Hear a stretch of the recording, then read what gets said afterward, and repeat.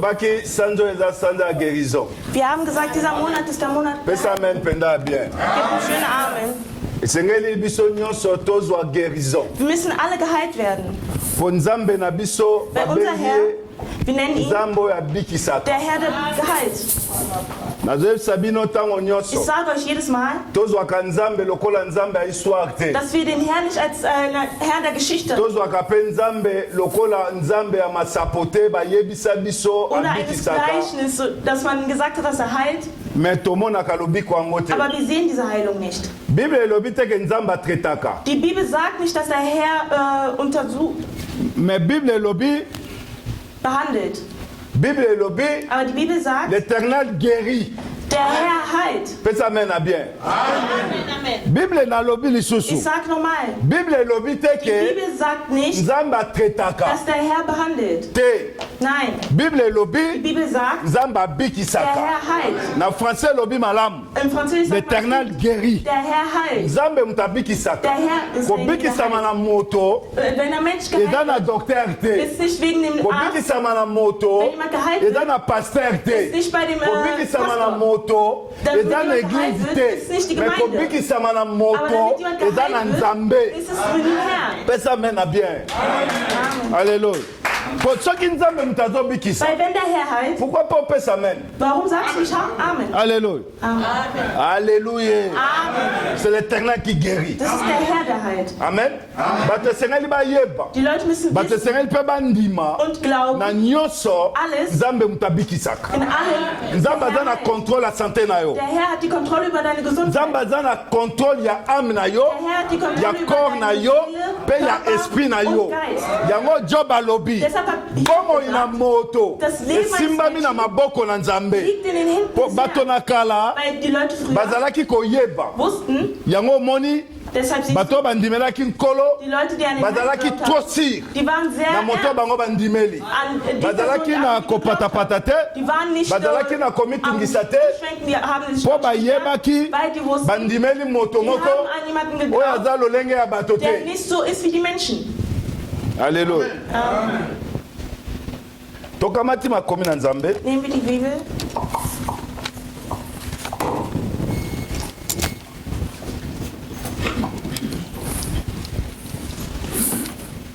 Totelemi mpona kohonorer Wir parole ya stehen Nzambe. auf, um das Wort zu ehren. Exode.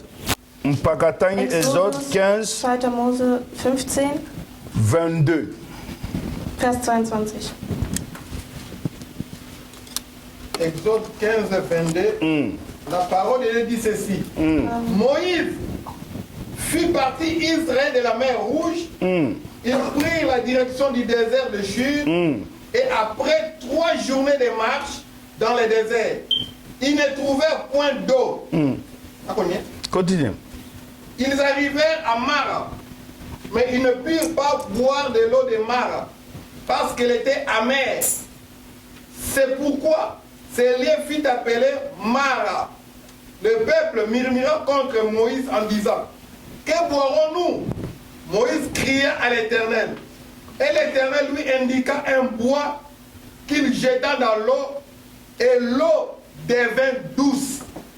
Ce fut là que l'Éternel donna au peuple de lois et des ordonnances, et ce fut là qu'il les mit à l'épreuve.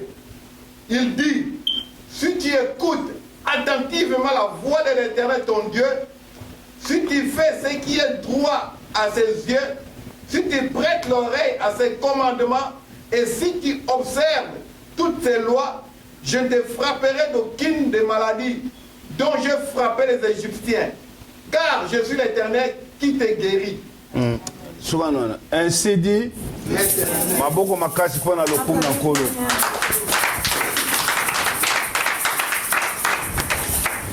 Maloba na Nzambe.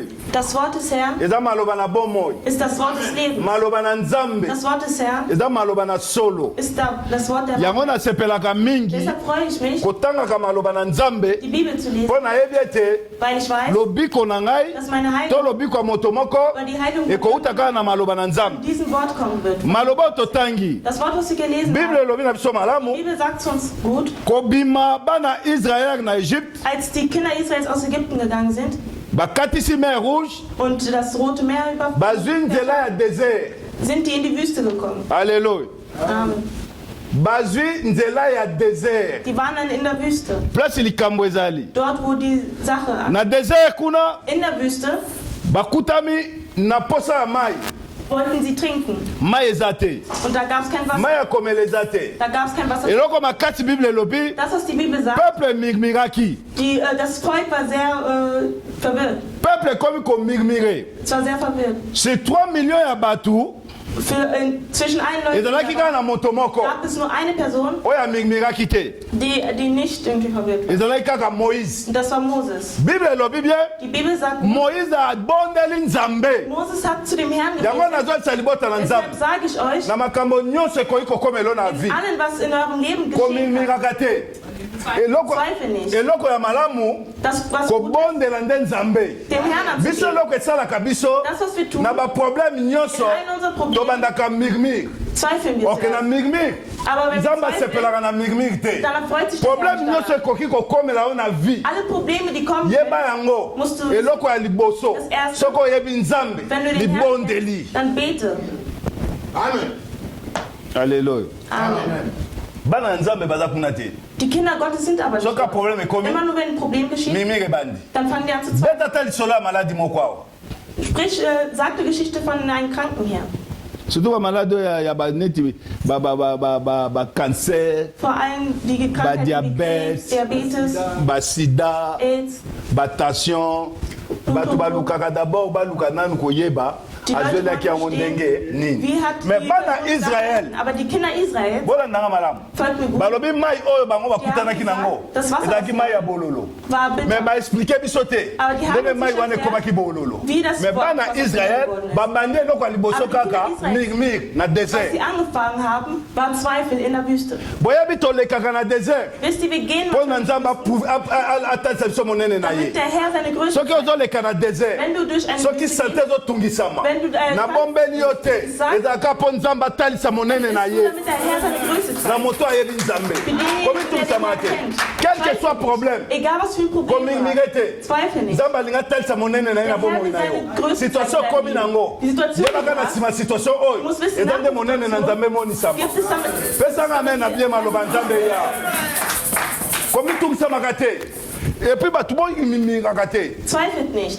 tala bana israel Schaut die Kinder babandi Israel. mirmir Die haben angefangen me zu moto zweifeln. moko Aber eine abondeli Person nzambe hat zu dem Herrn mpo na gebeten, solution ezwama damit eine Lösung. tala solution Schaut die solution Lösung. eke na kisi te Die Lösung war nicht solution eke na in den nzete Medikamenten. Es war in einem Baum.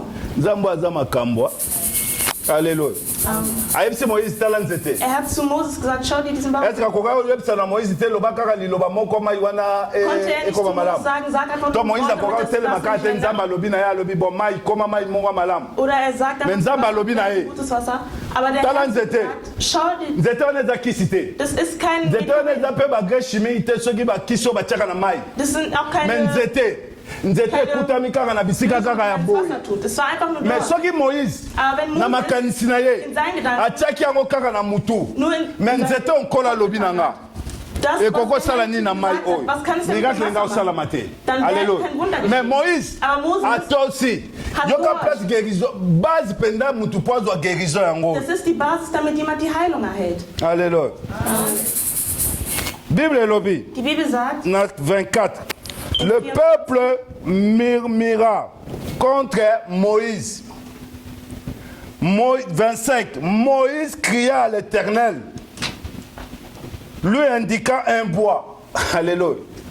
Moïse ntango aleli epai na nzambe als Moses zum nzambe Herrn, azalaki aindike ye nzete bois dann hat der Herr ihn zum Holz gebracht. qu'il jetant dans l'eau et l'eau devint douce. Ce fut là que l'Éternel donna au peuple donna au peuple des lois et des ordonnances. Nzamba amemaki bango na nzela ya désert Der Herr mpe hat in der Wüste azangisi bango mai Und po bando damit die pesa bango Wasser sikoyo mibeko ya guérison. Damit er denen jetzt die Halleluja. Gesetze gibt. Nzambe aza na mibeko na ye apesaka mpo na tobikisama. Gesetze, damit wir geheilt Yoka werden. mobeko nzambe apesi. Schaut, was für Gesetze er gegeben hat. Alléluia. Alobi boy. Désormais, et ce fil-là qu'il le mit en l'épreuve. Atie bango sikoyo na épreuve. Und stellt Abandi sie auf koyebisa die bango. Probe. Und sagt ihnen, Il dit, si tu écoutes attentivement la voix de l'Éternel, alléluia, alobi soko yoki na bokebi nyonso mongongo na nzambe omoni place guérison ezali. Dann wirst du po auch, bato mosusu bayokaka matoi mibale te. weil andere Leute hören nicht Ok, rein, nzambe apesi biso matoi mibale uns po zwei toyoka ye. damit wir ihn hören. Alléluia. Mais na bomo ya lelo Aber in dem heutigen bato Leben, bayokaka su matoi mibale te. die Leute hören nicht, Et dans la grande église ob es ayokaka in matoi einer mibale Gemeinde te. ist, Ato er hört yebisi zu ye beiden Ohren. Auch wenn nzambe du sagst, akobikisa der Herr wird litoyo scheiden. mosusu babi wapi Der nzambe oyo andere Ohr wird sagen, abikisaka moto wo ist akomi der sikoyo na Herr? confusion Und der nakoyoka Mensch ist nani dann verwirrt. nakosala Wen nini soll- auf wen or will ich hören? matoi mibale na biso efo yoka kaka mongongo na nzambe. Die Stimme des Herrn hören. Alléluia. Matoi mibale batia yango te ko Man po hat yoka sich oyoka Ohren bato geschaffen, damit mibale wir te. zwei Personen Bible zuhören. elobi Die Bibel sagt, si vous écoutez, wenn wir zuhören, si tu écoutes Wenn du hörst, attentivement la voix de l'Éternel. die Stimme des Herrn, Alléluia. Soko yoki mongongo na nzambe na matoi nyonso tumi lokola nzambe alobi ya bikisaka da der Herr na bomoi nanga in meinem Leben, ato yo olobi ke maladi wana nakokufa nango Auch wenn du sagst, nga nakoyoka yo lisusu te mpo matoi na ngai eseli yoki mongongo ya nzambe matoi na ngai eyoki ke nzambe abikisaka kolongo na ngai lisusu kondima na ngai te. du kannst meinen Glauben nicht entfernen. Si vous écoutez Wenn ihr hört, attentivement, wenn ihr hört, alléluia, moto ayokaka Derjenige, der matoi hört, nyonso mibale mit beiden adaka na Ohren, confusion te. ist nicht Kati verwirrt. moto ayoka litoi moko Aber derjenige, der atikeli mit nzambe einem Ohr hört, litoi mosusu atikeli diabu okokota na confusion. O bando okendaka mikolo nyonso epai ya badokter Du bist jedes Mal zum nayebi Arzt so guérison ezali ya nzambe. und ich sag euch, die Guérison Heilung ist nzambe von moto Herrn. apesaka guérison parce que elobi éternel qui guérit. Der Herr heilt. Alléluia. Mais soko oza na matoi mbale Aber wenn du zwei Ohren oyoki hast, docteur na du yo hörst deinen Arzt, oye mpe oyoki pasteur na und dann bino hörst du den alokomi na confusion nani azoloba solo nani azoloba lokuta me ngai na biso solo ezalaka kaka epai na nzambe po maloba na nzambe nde ezali solo lokola nzambe alobi abikisaka ata docteur alobi na ngai maladi oyo ekoboma auch nga wenn der Arzt sagt, dass sie nakoyebisa ye kumisama me epai ya nzambe alobi okokufa na maladi oyo te. durch diese Krankheit tikalaka na position wana bleib einfach nur mit diesem Glauben. miracle yango wana. Das ist der Wunder. Alléluia. Mai oyo ekomaki douce ekomaki na miracle moko te libaya Das war nur durchs bois. Holz. Alléluia. Oyo na bois Aber durch esika yesu abakamaki nde kuna nde esika amere na biso nyonso ebakama na bois na libaya libaya oyo babwakaki na mai ezalaki synonyme ya ntango na biso libaya oyo babakaki yesu kristo esika elongo ezali. Alléluia. Bible fo oyeba yango esekompletaka yango ngai akamwaka bato alongoli ancien testament atikali na nouveau testament okayebi ke libaya oyo ebikisaka bana ya israel le même libaya yango nde babakaka yesu kristu na croix baboko mpona lokumu na polo.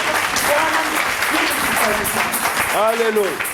elongo ezali na croix der Sieg. alobi boye lisusu Er hat doch so gesagt, si tu écoutes attentivement la voix de l'Éternel ton Dieu, si tu fais ce qui est droit à ses yeux et tu prêtes l'oreille. Aïe, aïe, aïe, aïe. Au moins, matoi peut jouer un rôle. Matoi est coquille ko pengwisa yo. Matoi est coquille ko bomisa yo. Comment on a keloko nyonso nzamba sala na nzoto mutezanga tina te ezana tina.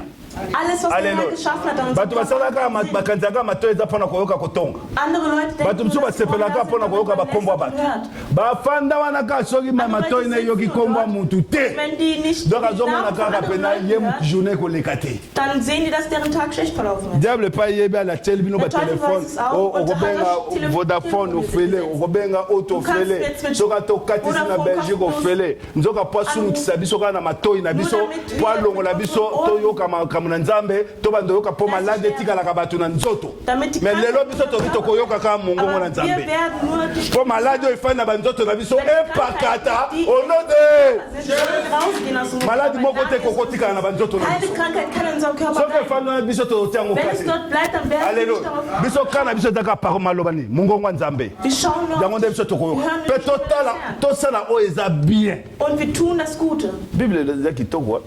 Die Bibel ist sehr schön. Si tu fais bien, so do sala o eza malamu na misuna. Yango elobiti. Amen. Amen. Il dit, si tu écoutes attentivement la voix de l'Éternel ton Dieu, si tu fais ce qui est droit à ses yeux. Amen. Amen. Si tu prêtes l'oreille à ses commandements et si tu observes toutes ses lois, je ne te frapperai d'aucune des maladies dont j'ai frappé les Égyptiens. Alléluia. Zoka maladi mso nzambe mutabeta kabisa kapo biso toeba nzambe yokana es gibt andere Krankheiten der biso tozwa na église Herr wir sind hier in der Gemeinde. Yeba ngata so kutami na maladi. Du sollst wissen, auch wenn du krank bist, wenn du die Stimme des Herrn hörst, ist damit die Herrlichkeit Gottes gezeigt. Es ist nicht damit du stirbst. Es wird gibt deine Familie oder sagt, es ist die Krankheit meiner Familie. Ich habe schon an den Herrn geglaubt, ich habe soto etikali ya libota etikali kaka na nsima mpona nini soko oyoki libota soko oyoki nzambe okota na confusion dann wirst du verwirrt werden. Yate mtu mmoja azo Ich weiß nicht, ob ihr mich versteht. soko ye pende pa nzambe Wenn du zu dem Herrn kommst, yokaka nzambe dann hör nur auf. omona réussite na vie na yo Dann wirst du sehen, wie okay na nganga te alles läuft. Alléluia. Geh nicht zu Götzen. Nzambe mutazo pesa ba docteur Mayele ko traiter. Der Herr gibt den Ärzten die Soki Weisheit. nzambe pesi docteur Mayele te mingi bakenda université na médecine pe basisa ba classe en moté. Zur Uni gegangen. Ko nzambe pesi bango pe Mayele misusu Mayele wana te. Mais so nzambe sali mutu ka apesi mutu capacité. Aber wenn der Herr jemand die Kapazität gibt, damit er die Uni beendet, dann ist es nicht durch irgendetwas. Weil der Herr sagt, wenn du die Weisheit kriegst, Soko zangi sagesse senga. Soko zangi mayele senga. C'est Dieu qui donne la sagesse et l'intelligence. Die Intelligenz und die Weisheit. Est-ce que tout le monde soit zolanda? Ich weiß nicht, ob ihr mich versteht. Docteur. Der Arzt. Der Herr hat dir nicht die Macht gegeben zu heilen. Omoni docteur, Wisst ihr, der Arzt, der kann jemanden behandeln, aber zu heilen ist nur in dem Herrn. Die Heilung ist nur in dem Herrn. Das, was wir zu uns nehmen, abends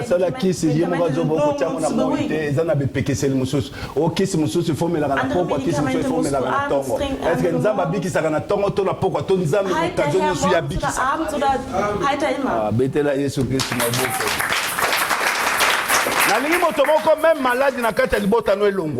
Ich will, dass die Krankheit der Familie verschwindet. Das Gebet, was wir heute machen, wir sagen zu dem Herrn, du heilst. Meine Mutter ist krank. Meine Geschwister sind krank. Ich nehme meinen Glauben. Alléluia. Kondimo a Moïse azalaki nango. Den Glauben, den Moses hat. Kondima ya mirmirte. Nicht den Glauben. Weil wenn du zweifelst, wenn du dein Leben immer in Zweifeln verläufst, dann bete nicht. Weil der Herr ist nicht in der Zweifel. Wenn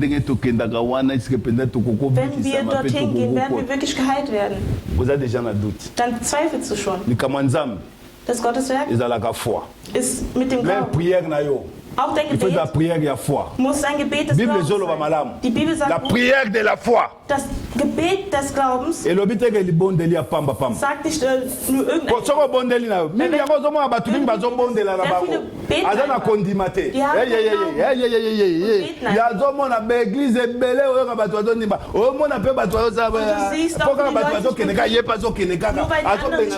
Bewegen sich auch mit. Frag ihn jetzt. Alles, was du gebetet hast, hast du den Glauben, dass es sich erfüllt hat? Dann wird die Person sagen, der Herr weiß es. In diesem Moment werde ich nicht sagen, ich habe gebetet und ich weiß, dass es sich erfüllt hat. Derjenige, der den Glauben hat, der spricht so. Wenn man dich fragt, ist eine Krankheit vorbei, dann sagt er, ist weg. Amen. Andere Leute wurden geheilt durch den Glauben. Denke nicht, dass wir hier damit wir den Herrn sehen. Wenn etwas geschieht, der Herr hat das. Aber der Herr führt uns auch Wasser sein ist, damit er es genießbar macht. Alléluia. Der Herr kann dich irgendwo hinführen für ein Problem. Aber wenn du den Herrn schon empfangen hast, du musst keine Angst haben. Wenn du fest bleibst und deine Ohren auch wenn ob die oder irgendwas wird, du wirst die Lösung erhalten bei dem Herrn. Er ist der Herr der Lösungen. Alléluia. Aber schaut, was er noch gegeben hat. 26. Vers 26.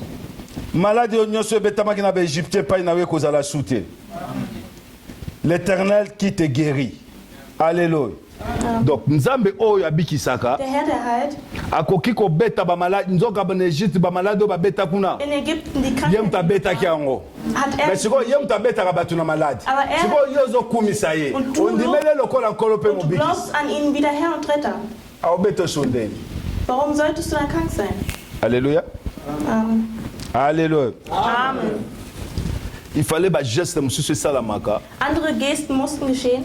Nakamwaki dernièrement ich habe mich gewundert na témoignage moko nazotalaka ndenge totalaka biso nyonso in einem Zeugnis was ich gesehen habe ndeko mama moko alobi hat eine Frau gesagt kolo der Herr alobaki atia mai azaki malade sie war krank atia mai abondela mai wana mela und der Herr hat zu ihr gesagt dass sie das für das Wasser beten soll und das trinken soll damit sie geheilt wird. Das sind Gottes Dinge, die damit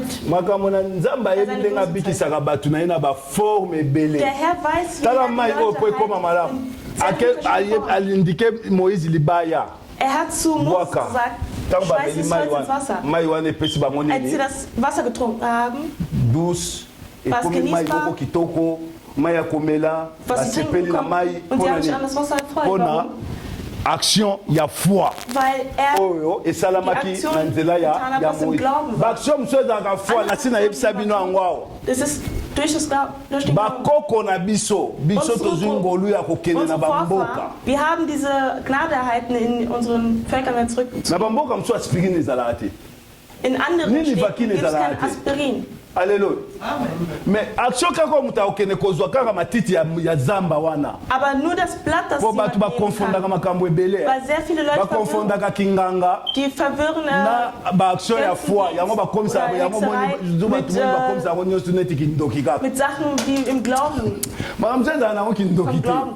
Alléluia. Alles ist göttlich. Soka tamu tazita na wisina tutia melita. Eza kindoki te. Eza action moko ya foi zo sala. Ayebi ke so na melita na die Person weiß, dass wenn sie irgendwann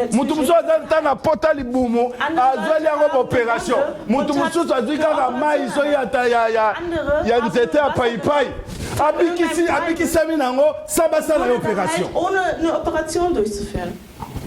Foi. Das ist der Glaube. Action ya foi. Der Glaube. Ich weiß nicht, ob ihr versteht. Andere Leute setzen Hoffnung in Medikamente, die haben Glauben. Deshalb seht ihr, dass sehr viele Leute durch Krankheiten sterben. Derjenige, der seinen Glauben und seine Aktion setzt und sagt zu dem Herr, diese Krankheit wird mich nicht umbringen. Ob es von meinem Vater kommt oder von meinem Vater. Bevor du dein Gebet machst. Weil Leute beten, zu beten. Glaubst du wirklich, wenn du sagst, es soll dort dass die Leute Die werden es dann wieder zurückschicken, Mais dass du keinen Glauben hast. Alléluia. Wenn du Glauben hast, wenn du im Glauben moto nyonso a participer na maladie oyo ya nzoto na nga lokola nkolo na ngai abikisaka me maladi oyo euti epai na moto nazali kopikola yango nazali kozongisela yo avec foi et multiple dégâts maladi wana ekotosa te oke esimba moto wana. Und diese Krankheit wird auch diese Person erreichen. Alléluia. Amen. Alléluia. Amen. Ich weiß nicht, ob ihr mich versteht. Ich weiß nicht, ob ihr mich versteht. Alléluia. Pour maladie. Weil die Krankheit, il faut qu'on ait une foi pour elongwa. Man braucht den Glauben, damit maladie. Die Krankheit verschwinden kann. Die Krankheit, il faut penda ko tomba la kondima. Du musst deinen Glauben erheben. Oreba murmurer. Anstatt dass sie zweifeln. Oreba lukelongi na nzambe. Anstatt dass sie das Angesicht Gottes suchen. Bango batie murmurer. Alléluia. Mwana nzambe. Kind Gottes. Frag nicht sehr viele Fragen im Kopf. Alle Kleinigkeiten. Woher kommt das? Wer ist der Grund dafür? Wer ist der Grund? In meinem Leben. Cause. Alles, was passieren kann, der Herr kennt diese Person. Ich sage ich habe geschlafen. Dort, wo die gemacht haben, aber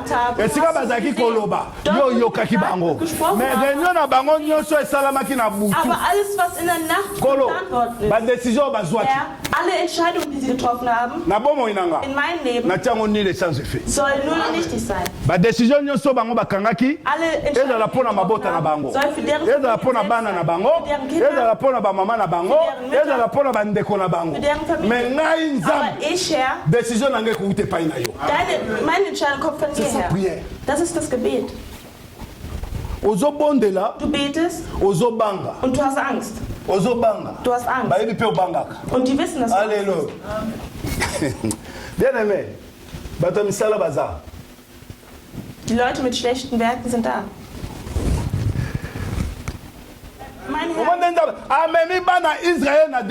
er hat die Kinder Israels in die Wüste gebracht, damit er seine Größe zeigt. Mais bana Israël na désert, in der Wüste, die haben angefangen zu nur eine Person hat zu dem Herrn gebeten und hat zu dem Herrn gebeten. Deshalb hat Mose gesagt, nimm diesen Holzstück. Alléluia.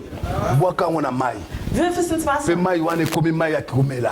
das Wasser wird genießt. Bei jeder, der auf das Kreuz von Jesus Christus schaut, jeder wird geheilt werden. Die Bibel hat gesagt, Alléluia.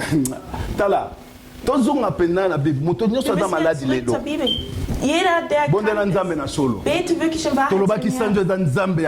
Wir haben gesagt, dieser Monat ist der Monat der Heilung. Jeder muss geheilt werden. Wenn du Wunder sehen willst, dann bete in Wahrheit und geh wieder zum Arzt. Geh dann wieder zum Arzt. Wenn du in Wahrheit bist, wenn du mit beiden Ohren die Gesetze des Herrn und nicht auf deine Person hörst, du weißt, dass der Herr kommt, dann geh zum Arzt. Und dann wird er dir sagen, das ist ein Wunder. Alléluia. Alléluia. Amen. Nur eine Person hat gebetet. Moses. Und der Herr zu ihm gesprochen. Schau dort auf die Seite. Ihr wisst nicht, als Jesus noch nicht diese Sache von dem Holz, aber Jesaja hat gesagt, durch seine Wunden sind wir geheilt. Weil es gesprochen wurde, dann musste Blut, damit wir geheilt werden. Diese Wunden hatten einen Sinn. Vielleicht hatten wir Mitleid. Oh, vielleicht hätte man ihn direkt umbringen. Nein, er musste damit die Krankheit wir es keine Zeit haben. Wir haben es an den Kreuz gehangen. Die Bitterkeit wurde ans Kreuz gesetzt. Alléluia. Deine Probleme, lass es am Kreuz. Ich sag euch, der Herr handelt. Die Kinder Israels haben nicht verstanden. Sehr vieles. Die hätten Tage gebraucht, um nach Israel zu kommen. Der Herr hat sie geführt, damit sie verstehen, dass die Geduld von ihm ist. Alléluia. Bible, le Bible, basali 3 jours. Die haben 3 Tage gemacht. na nzela auf dem Weg. nzamba bandosala bango siko bikamo abimiseli bango mpe mai und er hat ihnen Wasser gegeben. mai yango siko ekomi ya bololo. Das Wasser war bitter. Amoni ndenge babando mirmire. Und hat gesehen, wie die gezweifelt Abi bato haben. ifo batombola kondima. Und hat zu ihnen gesagt, die müssen deren Glauben stärken. Abimisi nzete. Er hat das Holz rausgeschmissen. Nzete babwaki na mai. Das Holz hat man ins Wasser geworfen und das Cela veut Wasser dire, wurde gut. Nzamba zone na bato batombola kondima na bango. Der Herr will, dass die Kaza Leute nzambe ya ihren miracle. Glauben erheben. Eloko ya Das ist der bololo Herr Wunder ekoko koma pe eloko ya ist. kitoko. Etwas, was bitter ist, kann auch Bomo ya fruchtbar werden. pauvreté ekoko koma pe bomo ya Das Leben richesse. der Armut kann auch das Leben des Reichtums werden. Alléluia. Amen. Malade eza na pouvoir na biso te. Die Krankheit hat keine Macht über Kaka nzambe mutaza na pouvoir. uns. Nur der Herr hat die Macht über uns. Alléluia. Abi malade abetaki ba Er Égyptien. hat gesagt, die Krankheit, die er bei den Ägyptern soki kaka oyoki mongongo na ye. Nur wenn du auf ihn hörst. Nani alinga yoka mongongo na nzambe? Wer will die Stimme des Herrn? Nani alinga yoka mongongo na nzambe? Wer will die Stimme des mongongo Herrn? wa pasteur te me mongongo ya nzambe. Nicht die Stimme des Pastors. Nani alinga yoka mongongo na nzambe? Wer will die Stimme des Herrn hören? Alléluia. Nzamba kubikisa moko na biso. Der Herr wird Pe nzamba kusalela biso ya minene na makambo und der Herr wird tuzo große Dinge tun in Amen. unser Leben. Kombo na ye l'Éternel qui guérit. Er ist der Herr, der heilt. Wir stehen auf, um zu beten.